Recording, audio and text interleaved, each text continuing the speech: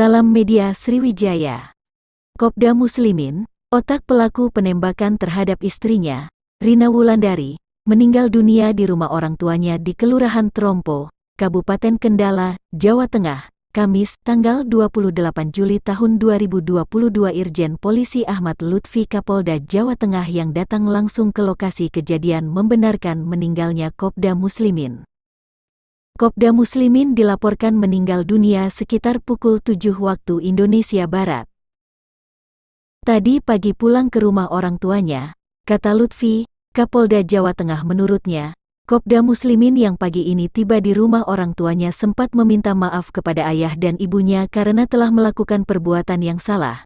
Sesaat kemudian Kopda Muslimin masuk ke dalam kamar dan muntah-muntah sekitar pukul 5.30 waktu Indonesia Barat. Kopda Muslimin sempat buron dan diburu keberadaannya oleh tim gabungan TNI Polri usai ditemukan indikasi kuat bahwa ia yang merencanakan penembakan terhadap istrinya sendiri.